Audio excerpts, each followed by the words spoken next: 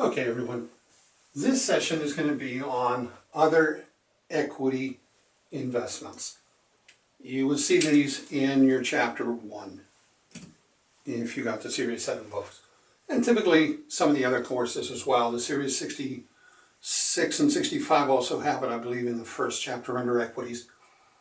But what we're looking at are REITs and ADRs, American Depository Receipts, and real estate investment trusts. Now, when you look at the investments inside these portfolios, take a look at ADRs first. An ADR is investing in a foreign stock. So take a look at your Nestle chocolate bar. It has Nestle, but it has that little accent on the E. It's a French company. If you wanted to buy Nestle stock, Nestle happens to be one of the largest food companies in the world.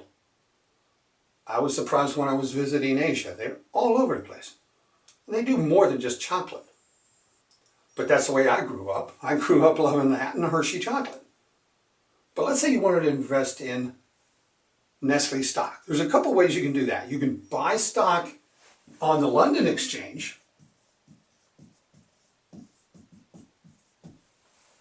or you can go to the New York Stock Exchange. If you go to the London Exchange, you get the foreign stock, the common stock. It costs more. It costs more to do that. But also, when they pay a dividend, they're going to pay it in euros.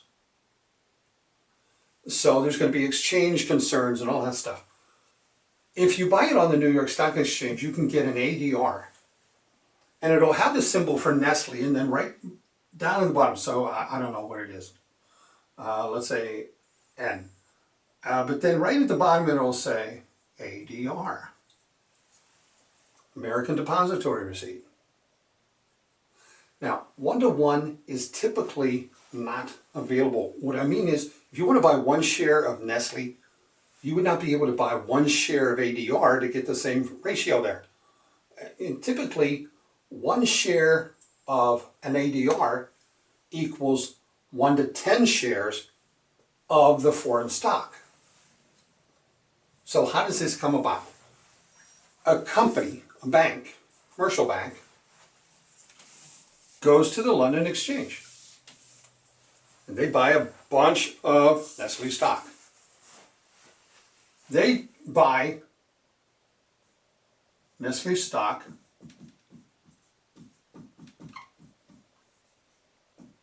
from the London Exchange. They then securitize it. Securitize it means make something a security. Well, Nestle stock is already a security, but what they're doing, this is done by a commercial bank.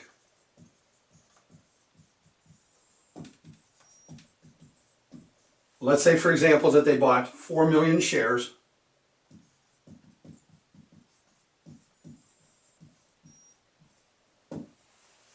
And let's say the ratio, which is very common, 4 shares to 1.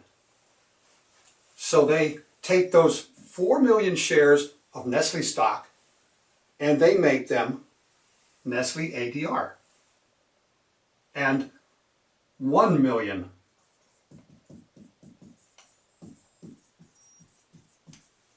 is sold into the marketplace through an exchange or over the counter. This could go through NASDAQ. I don't know. A lot of times it's going to go through NASDAQ simply because it's going to be cheaper. So what's the benefit of getting it? Most definitely saving transaction costs and the exchange rate between euros and that. Because when Nestle pays a dividend, they're going to pay the dividend in euros to the bank. And the bank is going to convert that and send it out to the shareholders. So if we have an ADR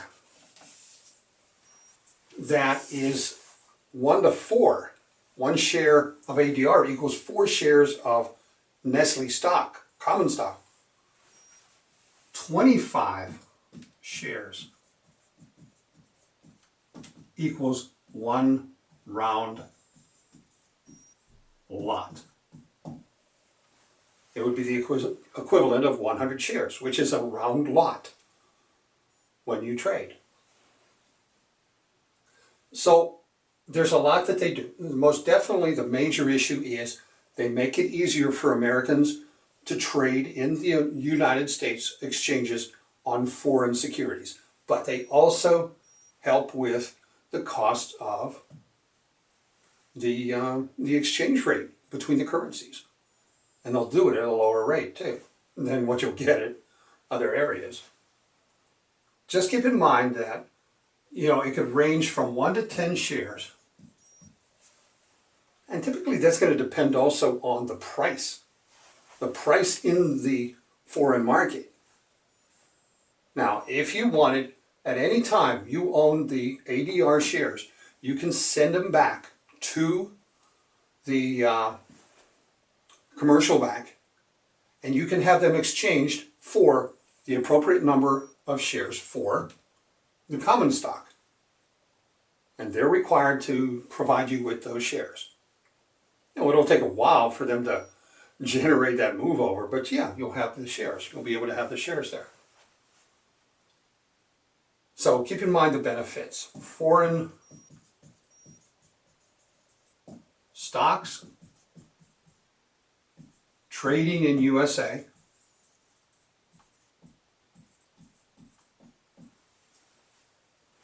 currency exchange,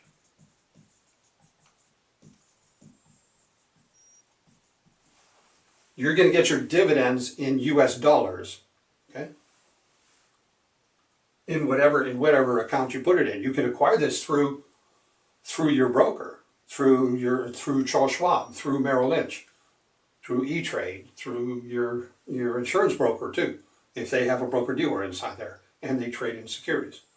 So a lot of places have brokerage services available that they can get the regular stocks, the REITs, and the ADRs. Okay, so that's an ADR, American Depository Receipt. Let's take a look now at real estate in America and try to get an understanding of REITs. Real Estate Investment Trust. So what should that tell you right off the bat? Right with the T, trustee. Doesn't have a board of directors. It's managed and operated by trustees. There's 3 types. And what they're doing is they're investing in real estate in some format. An equity REIT owns commercial property.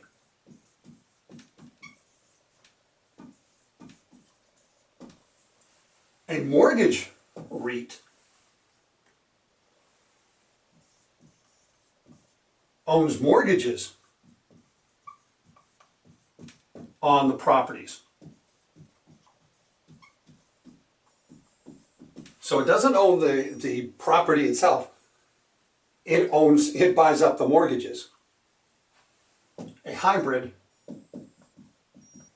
has mortgages and commercial property.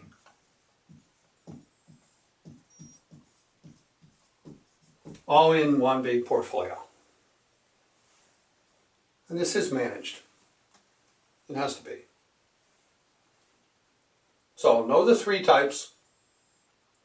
Know that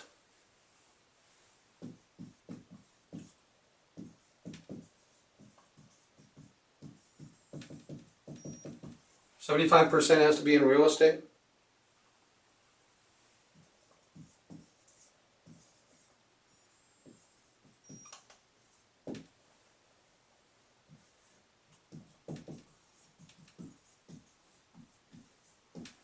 %90 of the income that's generated inside this has to be distributed. It's a pass-through investment. It's going to pass the profits to the shareholders, to the owners of the shares. It doesn't pass depreciation or losses. It passes income through. That way, it's not taxed inside the trust and then taxed again once it's distributed to the investors.